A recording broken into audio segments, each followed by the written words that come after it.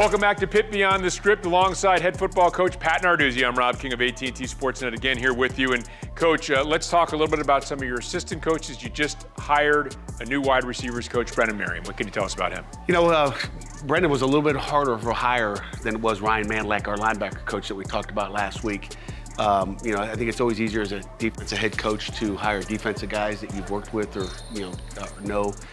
So it was kind of a nationwide search for Brendan. I think we really landed a great one. You know, it's really time-consuming to get a hire like that and make a hire like that. You don't want to make the wrong move. You only get to do it once, you hope, and you don't have to do it for a while.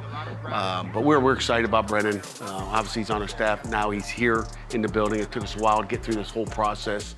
But, you know, it really, heck of a job by our staff, landing him. And I think he'll do an outstanding job recruiting as well as coach our receiver position. Well, you got him to come here from Hawaii, although he is a Greensburg-Salem guy. So, but the Hawaii move is just, look, he's been around a little bit. He played at Tulsa, right? Had an excellent career.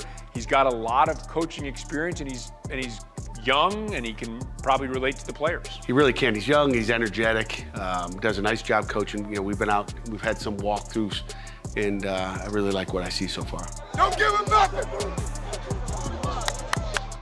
Charlie Partridge, a guy getting an award as well. What can you tell us about Charlie and the job he's done? Yeah, Charlie, Football Scoop Coach of the Year. Football Scoop's a big thing in college football, and I think it's sponsored by the AFCA, the American Football Coaches Association, and they've done that every year for a few years, and it's a great honor. It really is, and I think every college football coach in the country, assistant coach that is on Football Scoop, and it's a tremendous award and well deserved. Obviously, the job Charlie's done, not only recruiting the D-line position in that room, but coaching a Rashad Weaver, a Jalen Twyman, a Patrick Jones. A lot of people have good players, but do they develop into good players?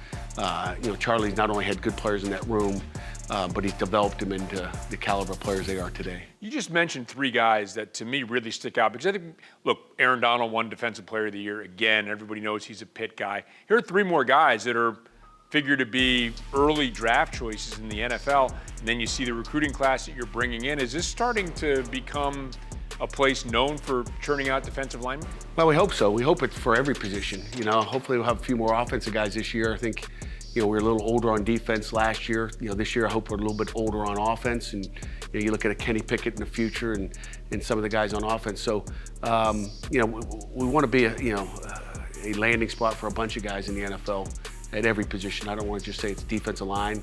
It's obviously the secondary as well. Oh, absolutely, and we're going to see some more of that as well this year. Randy Bates, the AFCA Assistant Coach of the Year. How about that? Yeah, I mean, we've got all kinds of awards, at least on defense there. But no, I'm happy for Randy as well. He's done a heck of a job. He beat cancer, a year ago. I think people forget that. And then we went right into COVID. So he's certainly a guy we've worried about all through this COVID period since this thing landed. Last March, of just keeping him safe in the office. I mean, he beat cancer and all of a sudden he's got to deal with the pandemic at the same time. But, so much, such a deserving guy for that award as far as Coach of the Year for the FCA. Focus and lock in. We got to have better focus. All right, I'm going to try to break this down into two parts as you're getting ready for spring ball to start in just a couple of weeks here.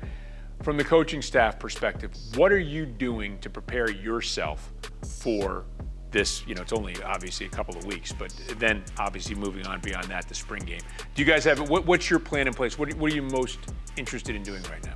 You know what, it's not one thing, it's not one thing. And in prepare myself, it's really, my job as head coach is to prepare our staff and prepare our football team and make sure we're on task. So really the things we've done, in preparation for spring ball is to go through all of our offense cut-ups, our defensive cut-ups, and our special teams cut-ups. So there's been a lot of time spent with our each individual unit staffs of going through that tape. What can we do better? What do we got to get rid of?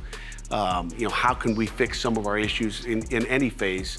And it comes down to the details and everything we do there. So that's really what we've done is preparing. So when we get out on the field on the 14th of March, we know, hey, this is what we're installing. And then it comes down to making plays and getting our guys fundamentally sound enough as far as in that scheme to be a good football team. From a player's perspective then, obviously they want to be in top condition. You want to be in shape going into this. Is there the ability to study film or to study a playbook, or does all that stuff have to wait? No, there's, the NCAA, it's a great question here, Rob. The NCAA about 2 weeks ago gave us, we only usually have 8 hours of football time or conditioning. So, as a coach, I can say, what are we going to do with that 8 hours? Obviously, I want to give that all to Coach Stack, let him get them, bigger and stronger and faster. The last few weeks we've carved out, I should say maybe 4 weeks ago, carved out, 30 to 45 minutes of his 8 hours. So, okay, Stack, you got 7 hours, we get an hour, let's just say. And then we do some football stuff with him. So as closer we get to spring ball, the more football stuff we're going to get, and we'll start to tail back on what we do in that weight room. But the NCAA 3 weeks ago gave us 10 hours instead of 8 hours. So they're very generous. And again, mainly because of COVID and what's happened in the past, we lost development time. So they've given us 2 extra hours to where we can say, okay, Coach Stack, you have 8 hours in weight room. We got 2 hours of football, and we're utilizing every minute of that. Football just around the corner with spring practice. Can't wait to delve more into it and dig more into it with you, Coach, in the coming weeks. Sounds good. Love it. All right, Coach Pat Narduzzi, thanks for joining us, and thanks to you for watching this edition of Pitt Beyond the Script. Hey, yo, best on three. 1, 2, 3. Best.